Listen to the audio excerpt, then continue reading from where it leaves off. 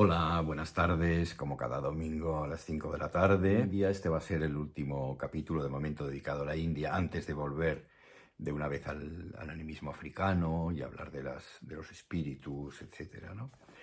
Bueno, ahora estaba en la India, en el segundo viaje que hice con Ramón Puig Martí, que luego sería mi cuñado. Estuvimos en Cachemira, en Nepal, fuimos andando hasta el campamento base del Everest. Viaje en Namche Bazaar. Una noche estábamos ahí fumando unos porrillos y tranquilamente en una casa local en la que nos tenían acogidos, pagando algo, naturalmente. El váter era curiosísimo, porque entrabas en una habitación en la que había unas tablas de madera y un agujero que daba al piso de abajo. Y nada más entrar en él, se oían unos ruidos abajo. Eran cerdos que estaban esperando el regalo que les iba a caer. Es decir, era un lavabo muy curioso, muy curioso.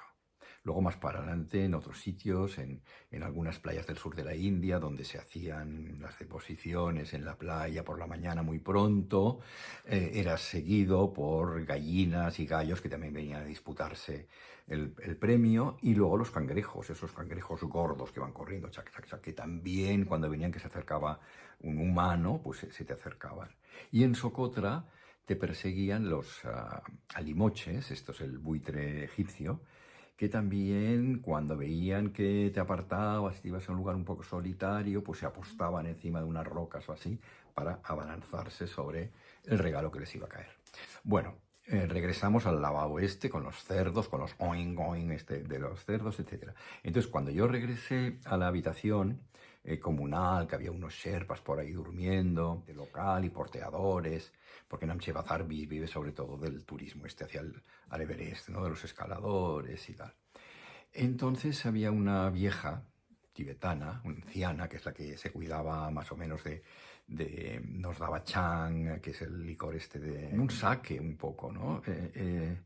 Más fuerte, más vasto, pero que no estaba mal del todo. Y hacía algo de comida, preparaba los momos tibetanos, que son esta especie de dims, con espinacas o con algún tipo de verdura o algo así, todo muy, muy básico. Y por supuesto el té negro con manteca de yak y sal, ¿no? Que es como un poco una especie de brebaje que sorprende un poco. Y entonces oíamos la radio, ella escuchaba la radio, y oía Franco, Franco, Franco. Y yo le dije a Ramón, ¿hablan de Franco? Digo, igual ha pasado algo, porque lo último que sabíamos es que estaba enfermo con todos aquellos tubos enganchados, o sea que se estaba muriendo en la puta cama, vamos. Y entonces yo le insistí, dije, ¿qué dicen? ¿Qué dicen? Ella primero prestó atención porque ni lo oía aquello. Además, con toda la cantidad de idiomas que hay ahí, igual ella ponía la radio para que la acompañara y bueno, acababa de entender lo que decían, ¿no? Y entonces me prestó atención y dijo, Franco, como un tal Franco, muerto. ¡Ostras! Entonces con Ramón le dijimos a la vieja, perdón por llamarle vieja, para mi viejo no es peyorativo, ¿eh? Es como decir mis viejos, bueno, digamos la anciana, que es más políticamente correcto, pero no lo decían en un sentido negativo para nada, ¿no? Entonces le dijimos, mire, este chan que tiene usted preparado aquí, para todos, o sea, barra libre de chan a todo el mundo. Porque este señor que ha muerto, da mucha pena que se muera la gente, pero en este caso no da nada de pena y queremos hacer partícipes de nuestra alegría por el fin, suponemos, de la dictadura a toda la gente que está aquí en este lugar. Y entonces, bueno, fue como el eco del descorche de las botellas de champán y de cava que hubo en España. En fin, dejemos esta celebración. Entonces con Ramón fuimos andando, estuvimos más de un mes andando y en uno de los pequeños templos budistas, había un trozo de cráneo con pelo, con unos pelos largos, y decían que era del Yeti. Vaya usted a saber. Y asistimos al festival de Manirrindu, eso sí que era espectacular. Al pie del Everest, un monasterio precioso, y ahí durante 2 o 3 días se celebraba un festival que tenía casi más de la antigua cultura Bon, que era animista, que del budismo. Entonces era el triunfo del bien sobre el mal. Y durante estos días, pues los monjes con unas máscaras, unas como de demonios y otras ya como de reencarnaciones de Buda, bueno, luchaban entre sí, unos bailes, y fue fabuloso con esas trompetas larguísimas, disonantes, y era fantástico oír cómo retumbaba aquella disonancia por las montañas y era devuelto el eco. Y todo esas oraciones tan repetitivas, hipnóticas, ¿no? Bum, bum, bum, bum, bum, bum, bum, bum, bum, bum, bum. Y ese sonido que a veces mm, emiten los monjes budistas, que parece que no sea humano, como... es decir, era algo apoteósico. Luego con Ramón también estuvimos, ya parece que lo he contado, en Ladakh. Quisimos acercarnos al Zanskar, que está un poco más alto y que es más, yo no sé si era auténtico, pero es más primitivo, eso sí, es más primitivo, no hay tantas lamaserías, pero yo ya no pude porque ya el mal de altura ese ya no me permitía ni he ido nunca, ni podré, como tampoco he podido ir a Mustang, y luego hice un viaje frustrado a Bután muchísimos años después, que me lo pasé muy mal porque el mal de altura vamos, que tuve que bajar corriendo. Y yo tenía ganas de ir a Amarnat, esta peregrinación de la que había oído hablar y había leído algo y de que me había hablado un militar Sikh cuando viajé con los amigos del Land Rover, pero que entonces no pudimos ir porque por unos pocos días ya se nos pasó el plazo, porque es un lugar que está muy alto en el Himalaya, 4.000 metros, y a partir de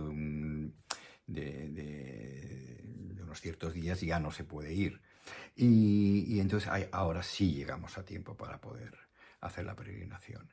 Y era muy impresionante porque desde el punto de salida, ya un par de días antes ya se empezaba a agrupar la gente, llegaban autocares de toda la India, porque es una peregrinación hindú, y empezaba a llegar gente impedida también, que eran llevadas izadas en palanquines, y se empezaba a preparar todo.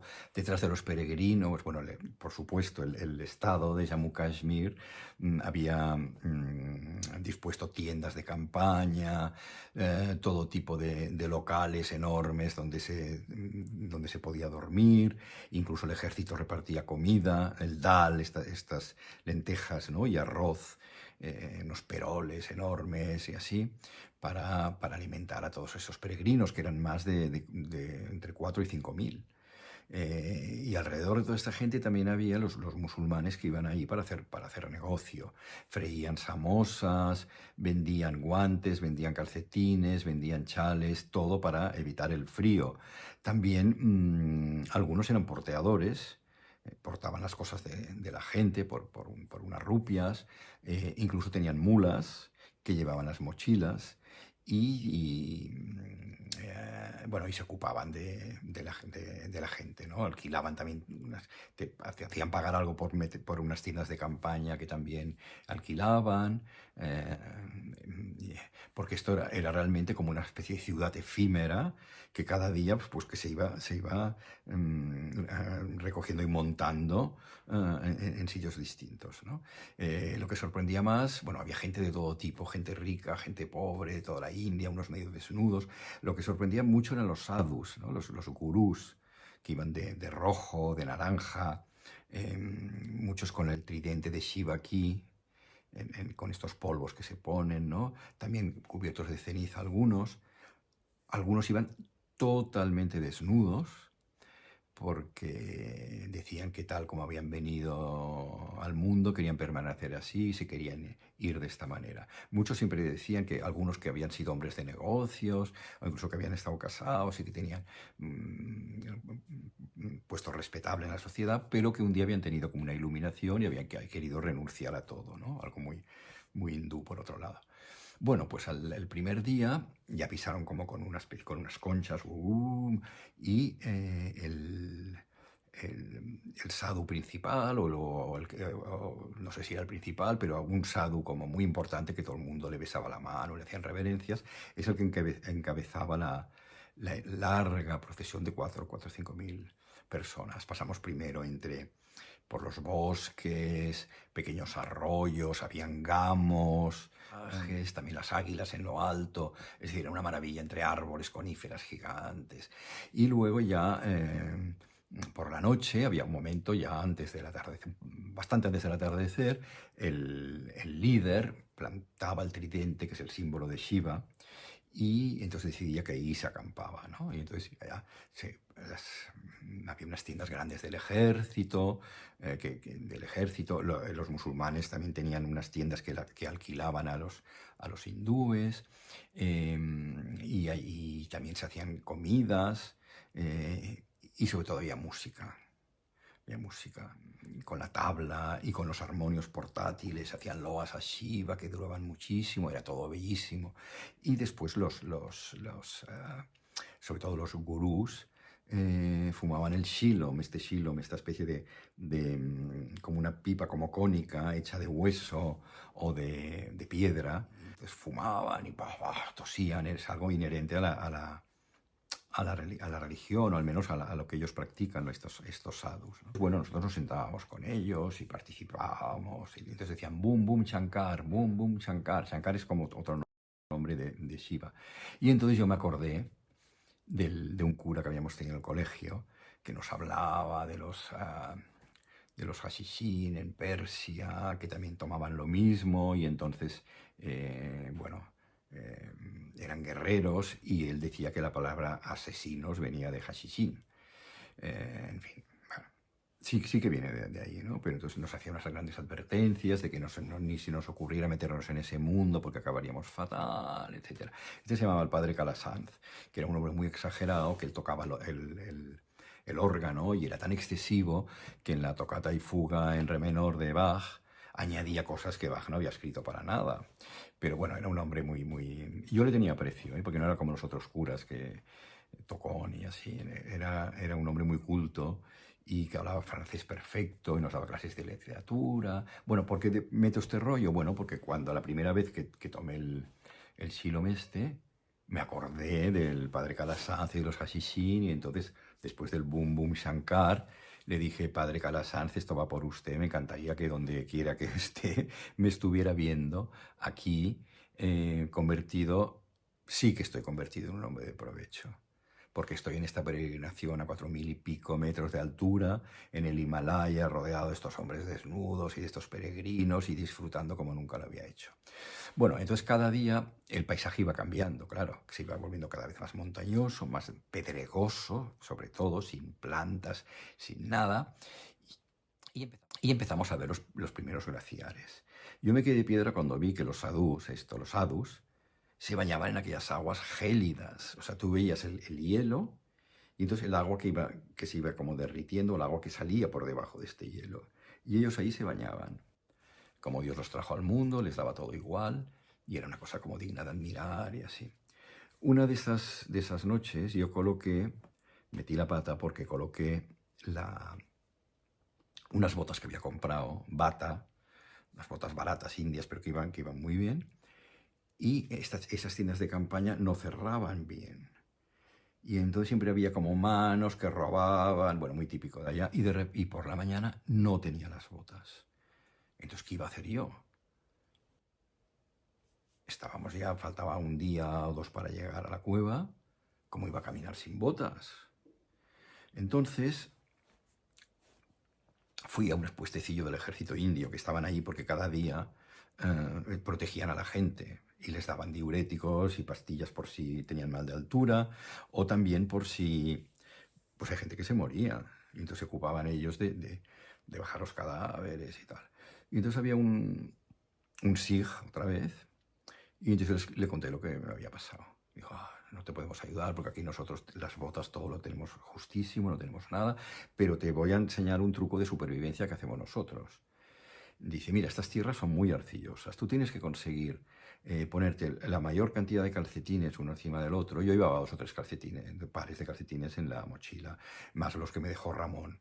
Entonces me dijo, ponte todos los calcetines que puedas y entonces pones los pies en este barro gris. Veía como un barro gris, como de una arcilla grisosa, ¿no? Dice, que se empapen bien, aunque tengas frío, y luego dejas que se sequen. Y se formará como una especie de bota natural, y ya verás que con esto puedes caminar y además impermeable, pero no te la quites para dormir, porque entonces o tendrías que repetir al día siguiente. Bueno, dicho y hecho, y con eso caminé perfectamente y cómodamente. Y no tenía ni frío, ni se resquebrajaba, ni, bueno, continué así. Llegó un momento que ya vino la niebla, la niebla, la niebla, y la gente que serpenteaba era como las veías así haciendo zigzag, subiendo la montaña, volviendo a bajar, volviendo a subir, hasta que llegamos por fin a la famosa cueva enorme, una cueva enorme, y cuando llegamos ahí se produjo como una histeria. La gente empujaba. Además vieron las 2 palomas. Voy a leer una cosa que escribí en el Impulso Nómada. Noche tras noche, el fervor religioso iba en aumento y los cánticos se hacían más poderosos. Sobrecogía contemplar los humos azulados de las acampadas, que se alzaban hacia un cielo gris que presagiaba lluvia. Llegada la oscuridad, siguiendo el rastro de un murmullo de cantos, crótalos y címbalos que llegaba a ráfagas, entrábamos en una pedazada tienda de campaña en la que un destacado religioso, vestido de naranja, improvisaba trémolos y otras acrobacias vocales acompañándose de un armonio portátil al ritmo de la tabla. Yo era feliz porque estaba cumpliendo uno de mis sueños de niño. Había conseguido penetrar en una de mis queridas láminas de la biblioteca de mi infancia. Además, fotografiaba sin respiro, sin que la cámara pareciera molestar lo más mínimo. En esta cueva, escribí en el libro, Shiva pasó años mientras meditaba hasta descubrir el secreto de la revelación eterna, que comunicó su esposa Parvati. Como recuerdo de la iluminación divina, una de las manifestaciones de Shiva se transformó en lingam, o falo de hielo, una estalagmita que se formaba durante la luna llena de julio y variaba de tamaño según el ciclo lunar, expandiéndose con los plenilunios. Al llegar por fin a la gruta sagrada, los peregrinos se agolpaban para adorar al majestuoso lingam y también a un témpano menor que correspondía a Ganesh, el dios niño de cabeza de elefante. Los soldados, armados de varas, trataban de contener a la muchedumbre para evitar atropellos y estampidas. En el interior de la cueva, para que la peregrinación fuera completa, los devotos debían avistar 2 palomas que eran los 2 servidores de Shiva que se transformaron en aves mientras el dios le confiaba a Parvati los secretos supremos. Bueno, cuando entramos en aquella cueva, había un caos de la gente gritando, cantando, todos emocionados, como en éxtasis, empujones. Entonces ya vieron como un revuelo, que eran estas famosas palomas, o a saber lo que era, ya todos allá como postrándose en el suelo. Entonces todos íbamos con pullas para hacer al lingam de Shiva, ¿no? Un poco de comida, nosotros también, porque claro, ¿qué diría la gente si íbamos allí sin nada? Porque es lo que se hacía. Se dejaba ante el falo, pues en una hoja de alguna planta o así, pues un poco de arroz.